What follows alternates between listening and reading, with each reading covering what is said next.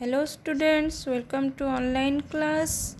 आज हम क्लास 5 का हिंदी का चैप्टर 4 अभ्यास पुस्तिका उसका चैप्टर 4 नन्हा फनकार का हम क्वेश्चन आंसर डिस्कशन करेंगे। तो पहले शुरू करते हैं हम। पहला है हमारा क्या है, शब्द पिटारा। उसमें देखो, निम्नलिखित शब्दों के अर्थ लिखिए। देखो, फर्स्ट है हमारा अधबनी, उसका मतलब है आधा बना हुआ। संगतराश, उसका मतलब है पत्थरों पर नक्काशी करने वाला। महीन नफीस, उसका मतलब है पतला सुंदर। तलखी, उसका अर्थ है कटुता। अंगरखा, मतलब एक प्रकार की लंबी बाहों वाली पोशाक। भोंचक, मतलब आश्चर्य। दखलंदाजी, बीच में आना। मुश्किल का अर्थ है कठिन। पुश्तैनी, मतलब खानदानी। मंझेला, मतलब बीच का। मैना, मतलब निरीक्षण। ख्याल, मतलब याद। असमंजस, मतलब दुविधा। इत्मीनान का अर्थ है आराम से। हाँ, तो नेक्स्ट है हमारा पाठ बोध। उसमें फर्स्ट नंबर, निम्नलिखित प्रश्नों को पढ़कर सही उत्तर पर सही का निशान लगाइए। क, हथौड़े की बार से पत्थर पर कटाव उभरने पर लड़का अपनी आँखें क्यों सिकोड़ लेता था? उसमें 4 ऑप्शन दिया गया है हमारा। फर्स्ट बिट है हमारा क्या है, पत्थर की तेज आवाज़ से डर लग जाता था। सेकंड है, हथौड़े के बार से डर लगता था। थर्ड बिट है, पत्थर के बीच टुकड़े आँख में ना चले जाएं। और चौथा है, हथौड़े से डर लगता था। तो उसका आंसर लिखो। थर्ड, पत्थर के बारीक टुकड़े आँख में ना चले जाएं। ख, केशव कितने साल का था? उसमें ऑप्शन दिया है 8 साल, 5 साल, 11 साल, 10 साल। उसका आंसर लिखो 10 साल। ग, केशव के जन्म कहाँ हुआ था? उसका ऑप्शन दिया है गुजरात में, आगरा में, जयपुर में, राजस्थान में। तो उसका आंसर लिखो आगरा में। घ, लगता है कोई बहुत बड़ा आदमी है। केशव ने कैसे जाना? उसके वस्त्र से, उसके बोली से, माला और अंगूठियों से, उसके कद से। आंसर होगा माला और अंगूठियों से। हो गया 2 नंबर। सही वाक्यों के सामने सही और गलत वाक्य के सामने गलत लिखिए। केशव ने जल्दी जल्दी कोई प्रार्थना बुदबुदाई और छेनी हथौड़ा उठाकर अपना काम में जुट गया। उसका आंसर होगा सही। ख, केशव के माता पिता आगरा से गुजरात आकर बस गए थे। उसका आंसर होगा गलत। ग, बादशाह अकबर ने 13 साल की उम्र में एक लड़ाई में हिस्सा लिया था।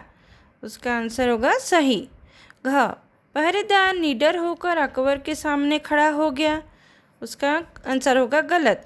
वह अपने काम में खोए हुए केशव और बादशाह को पता ही नहीं चला कि दूसरे संगतराश कौतूहल से देख रहे हैं। उसका आंसर होगा सही। अब नंबर 3, वाक्य पढ़कर कारण बताइए। क, केशव का माथा ठनका क्योंकि? आंसर लिखो, जब पहरेदार ने आकर बादशाह से माफ़ी मांगता और उससे हुजूर आला को सलाम करने के लिए कहता है। ख, केशव असमंजस में था क्योंकि बादशाह अकबर जब पहरेदार को उन्हें केशव के साथ अकेले छोड़ देने के लिए कहते तो वह अपना काम करे या बादशाह के हुक्म का इंतज़ार करे। ग, बादशाह अकबर ने पहरेदार को वहां से जाने के लिए कहा क्योंकि वह अकेले केशव के साथ बात करके उससे नक्काशी सीखना चाहते थे। नंबर 4, निम्नलिखित पात्रों की विशेषताएं लिखिए। क, अकबर, बादशाह अकबर बहुत ही नेक इंसान थे। वह एक दिन केशव से बातें करने के लिए नक्काशी सीखे। ख केशव लिखो। केशव एक 10 साल का लड़का था। उस उम्र में वह अपने पिताजी से नक्काशी सीख लिया था। वह एक नन्हा फनकार था। हो गया ये हमारा 4 नंबर। अब नेक्स्ट है हमारा व्याकरण बोध। तो फर्स्ट नंबर देखो, मुहावरों का अर्थ लिखकर वाक्यों में प्रयोग कीजिए। फर्स्ट क है हमारा माथा ठनकना। उसका मतलब है, उसका अर्थ है समझ में आना। उसका इतना कहना था कि भतीजी का माथा ठनका। ख उल्टे पांव लौटना। उसका अर्थ है वापस आना। हम अकेले गए थे पर बारिश होने के कारण हम खेलने गए थे पर बारिश होने के कारण उल्टे पांव लौट आए। ग धाक जमाना मतलब रोब या दबदबा जमाना। बच्चों के ऊपर धाक जमाना नहीं चाहिए। नंबर 2, नीचे दिए गए शब्दों में से वाक्यांश के लिए उचित शब्द छांटकर लिखिए। क फन को जानने वाला, उसको क्या कहते हैं? फनकार।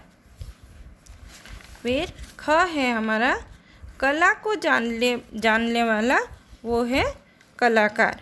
यहाँ पे जो 2 नंबर है, यहाँ पे जो ऑप्शन दिया गया है उसको छांटकर यहाँ पे लिखना है तुमको। तो ख हो गया हमारा कला को जानने वाला कलाकार। ग शिल्प या मूर्ति बनाने वाला शिल्पकार। घ चित्र बनाने वाला चित्रकार। और वह मूर्ति तराशने वाला संगतराश। हो गया नंबर 3, उचित विलोम शब्द पर गोला लगाइए। विलोम शब्द जो अपोजिट वर्ड होता है वो विलोम शब्द पर गोला लगाना है। क यहाँ पे दिया है अधूरा, तो उसका ऑप्शन दिया है ज़्यादा, पूरा, कम। तो अधूरा का विलोम शब्द है पूरा। ख सहमत, उसका विलोम शब्द है असहमत। असहमत पर गोला लगाओ। ग बढ़िया, उसका विलोम शब्द है घटिया। घ पिछला, उसका विलोम शब्द है अगला। वह खूबसूरत, उसका विलोम शब्द है बदसूरत। हो गया ये हमारा। ये नेक्स्ट है 4, दिए गए शब्दों में से विशेषण शब्द को रेखांकित कीजिए। यहाँ पे है हमारा क हो गया क्या? चोकर लाल पत्थर। तो तुमको यहाँ पे अंडरलाइन करना है, चोकर लाल को रेखांकित करना है। ख बड़े बड़े मोती, रेखांकित करो बड़े बड़े। ग घनी मूछें, घनी को रेखांकित करना है। घ लंबे बाल, लंबे को रेखांकित करो। वह सुंदर घटिया, घंटियाँ सुंदर, अंडरलाइन करो सुंदर। च सफ़ेद अंगरखा, सफ़ेद, आंसर होगा सफ़ेद। छ लाल पगड़ी, तो लाल को रेखांकित करो। ज बड़ी बड़ी, तो उसको बड़ी बड़ी को रेखांकित करना है। नेक्स्ट है नंबर 5। नंबर 5 में दिया है उदाहरण की तरह वाक्य बनाएंगे। एक उदाहरण दिया हुआ है, उसमें दिया है लड़के ने छेनी हथौड़ा उठाया। लड़का अपने काम में जुट गया। तो दोनों को मिला के एक वाक्य किया गया है, लड़का छेनी हथौड़ा उठाकर अपने काम में जुट गया।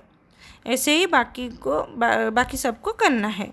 तो क में देखो, 1 नंबर में दिया गया है केशव ने आँख उठाई। 2 में दिया गया है केशव ने उस आदमी को देखा। तो इसका आंसर होगा केशव ने आँख उठाकर उस आदमी को देखा। ख केशव के हाथ से छेनी छूट गई, वह छेनी नीचे गिर गई। आंसर होगा केशव के हाथ से छेनी छूटकर नीचे गिर गई। ग केशव ने छेनी हथौड़ा उठाया, वह उल्टे पांव घर लौट गया। तो आंसर लिखो केशव ने छेनी हथौड़ा उठाकर उल्टे पांव लौट गया। घ, केशव के माता पिता गुजरात से आगरा आए, वे वहीं बस गए। तो उसका आंसर लिखो, केशव के माता पिता गुजरात से आगरा आकर वहीं बस गए। नेक्स्ट है हमारा रचनात्मक कार्य। ये मैं तुम सबको होमवर्क दे रही हूँ, वो अपने वर्कबुक में करके रखना। पहला क्या दिया है हमारा, कल्पना कीजिए कि अगर केशव के जगह आप बादशाह अकबर के साथ होते तो आप उनसे क्या क्या सवाल करते और बादशाह उनके क्या क्या जवाब देते। तो इसमें तुम्हारा यही सोच के लिखना है ये सब कि तुम अगर बादशाह के सामने होते तो क्या पूछते हो और वो क्या जवाब देते, उसको लिख के रखना।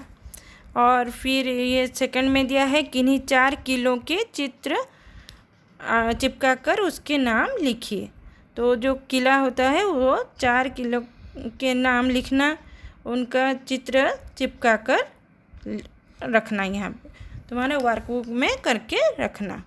तो ये हमारा ख़त्म हो गया आज रिमझिम का जो 4 नंबर चैप्टर नन्हा फनकार का क्वेश्चन आंसर।